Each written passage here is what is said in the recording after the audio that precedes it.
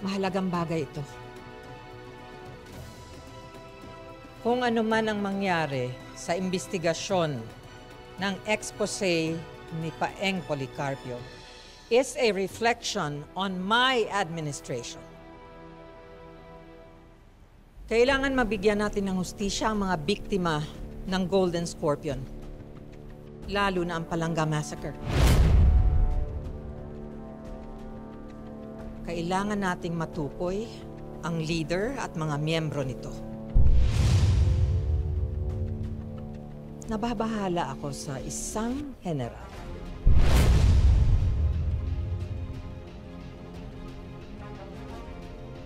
Si General Policarpio.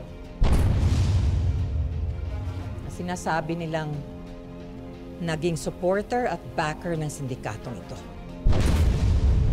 And I'm sure marami pa siyang ibang kasama. Gusto ko lang makasiguro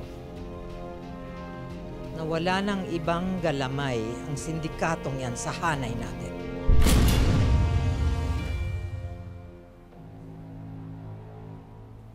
Nasa akin ba ang katapatan ninyo? Ayoko ng mga anay na unti-unting sisira at magpapabagsak sa gobyerno ko. Madam President, kakampi niyo po ako. Ako tong mga tauhan ko. Isa po tayo ng layunin. Ang mapabaksak ng Golden Scorpion. Yes, Madam President. We stand by your side.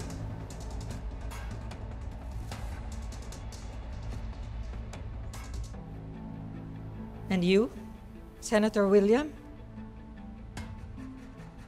Bilang Senate President, kailangan ko ang suporta mo. Hindi naman siguro kasama ka sa sindikatong Golden Scorpion? Madam, nasa iyo pa rin ang katapatan ko.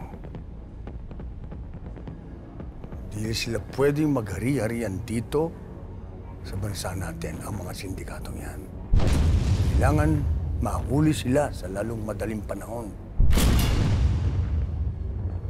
Kung totoong tapat ka sa akin, bakit may nakarating sa akin na balita na pinuntahan mo raw si General Policarpio? Magkasabwat ba kayo? Kakampi ba kita?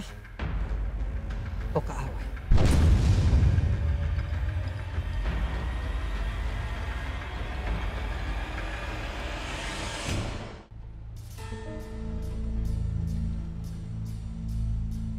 Madam President, pinagdududahan mo ba ang katapatan ko sa inyo? Hindi ka nakakasigurado kung kakampi kita o kalaban?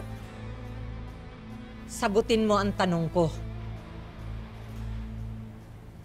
Bakit mo pinuntahan si General Policarpio? Anong pinag-usapan ninyo? May binabalak ba kayo? Madam President, huwag naman kayong magsalita ng ganyan. Alam niyo naman na matagal na tayong magkakilala. Hanggang ngayon, magkaibigan pa rin tayo. Sa katunayan, pumunta ako kay General Policarpio na ako mismo ang nagsabi sa kanya na gawin ko siyang general. At kinausap ko siya. Pinaamin. Wala siyang sinabi sa akin at hindi siya nagsalita. At ako'y nagulat. Nagulantang ako nung nabalitaan ko kasama pala siya dito sa sindikatong ito. At masakit ang loob ko sa nangyari.